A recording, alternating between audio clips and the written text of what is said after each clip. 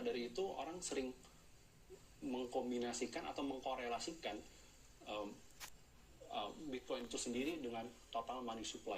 Semakin banyak money supply, semakin berharga juga nilai Bitcoin itu sendiri. Jadi kalau kita mau ngomongin something yang lebih usage-nya lebih besar dan cukup aman, which is Ethereum cukup aman. Setelah itu Bitcoin juga aman, karena usage-nya itu sendiri. Setelah itu dan stable coin, which is di fact sekarang dengan US dollar, US treasury. Oke, jadi itu ya, 3 ya, Bitcoin, Yes. Ethereum, dan stablecoin itu sendiri kan. Stablecoin. Oke, Mas Will, ini pembicaraan kita semakin menarik, tapi kita harus jeda terlebih dahulu. Jadi pemirsa jangan kemana-mana, tetap punya. Dulu tadi saya sempat informasikan juga, dulu holdernya siapa aja?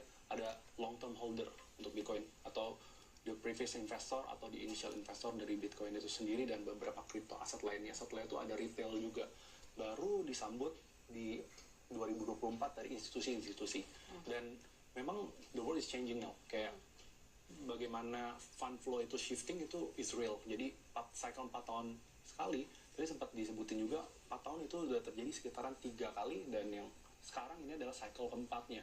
Apakah akan terjadi lagi atau tidak ya? Jadi kalau kita lihat sebetulnya cycle keempat ini tidak serelevan cycle-cycle yang sebelumnya.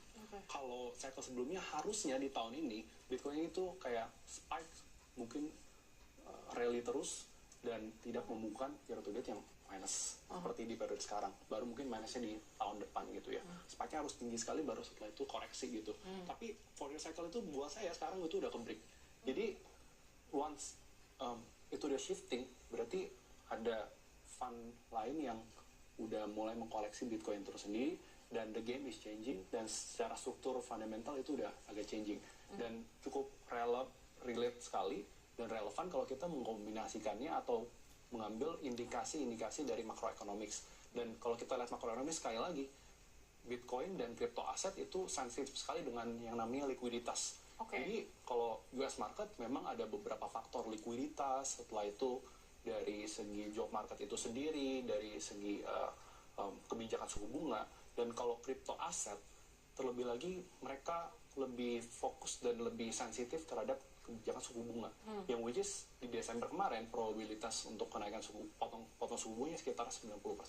Setelah itu di periode sekarang itu turun jadi sekitar 40%, karena kayak job added di September lalu sekitar 119.000, which is bagus sekali untuk US market. Setelah itu untuk walaupun unemployment-nya naik sekitaran 0,1% jadi 4,4%, tapi itu bukan something yang signifikan dilihat